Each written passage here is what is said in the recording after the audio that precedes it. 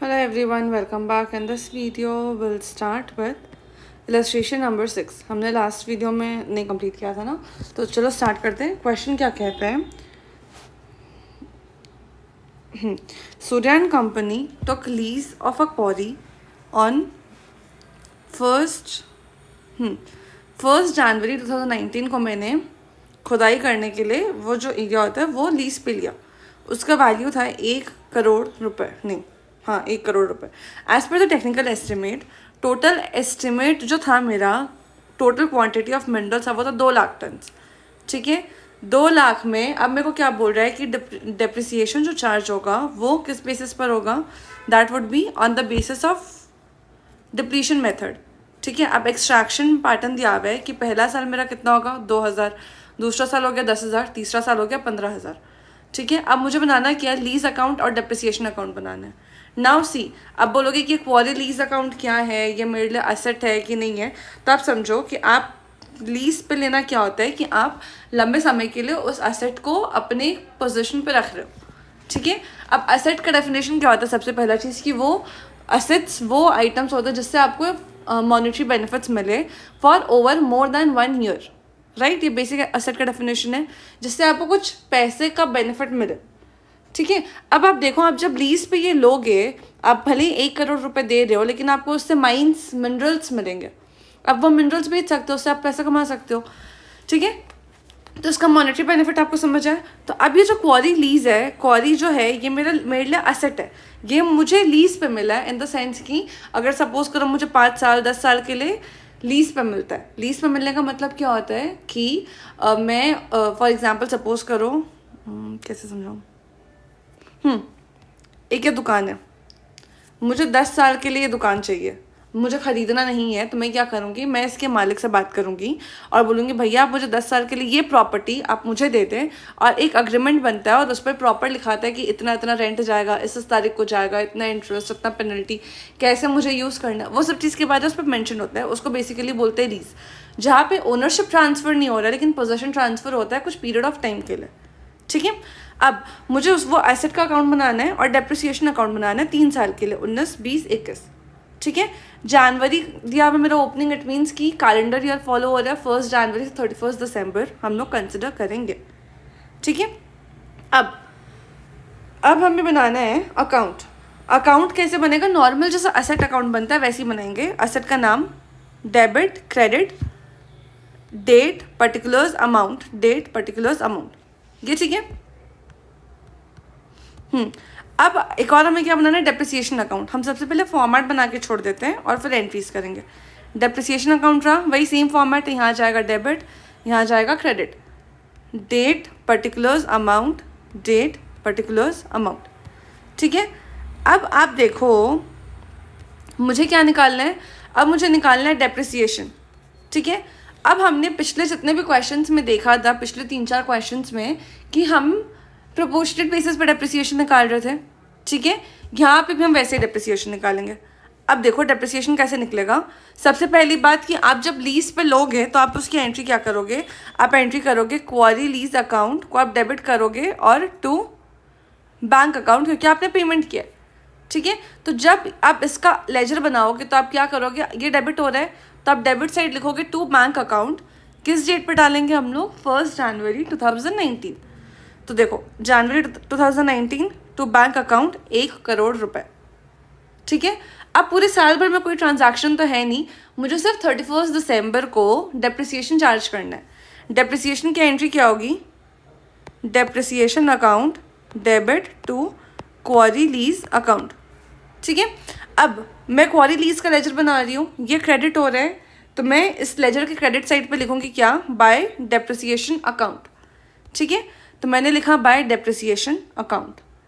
अब डेप्रिसिएशन का amount calculate करना है. अब देखो हम यहाँ पे आते हैं अमाउंट कैलकुलेट करने से. आप एक चीज़ देखो, आपका जो एस्टिमेटेड लाइफ दिया हुआ है,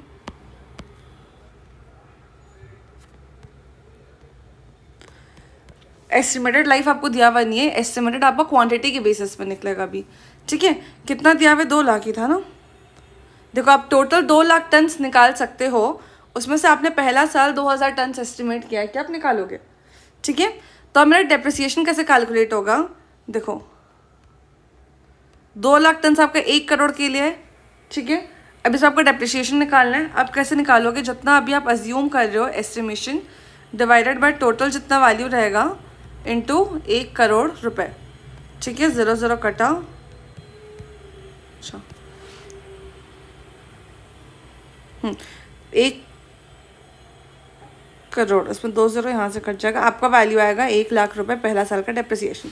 अब सॉल्व करके देखना क्या किया हमने, 2000 मेरा इस साल का एस्टिमेट है डिवाइडेड बाय टोटल जो वैल्यू होता है, टोटल एस्टिमेटेड जितना मेरा कंजम्पशन होगा दैट इनटू मेरा total cost of the asset, ठीक है। हर क्वेश्चन में हमने ऐसे ही निकाला है, वैसे निकालो कि आप देखोगे कि आपका जो वैल्यू आएगा पहले साल के डेप्रिसिएशन का वो आ जाता है 1 लाख रुपीज़, ठीक है।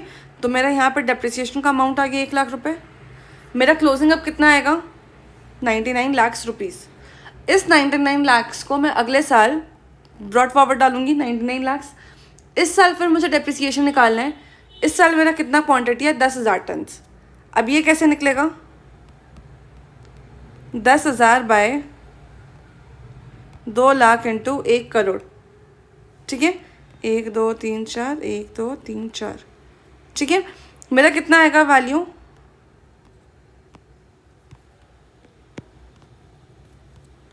2 5 1 2 3 4 5 लाख रुपए, ठीक है। तो मेरा इस साल का डेप्रिसिएशन कितना आ गया 5 लाख रुपए। सिमिलरली वैसे हम लोग वापस से एंट्री करेंगे depreciation to quarry lease account, ठीक है।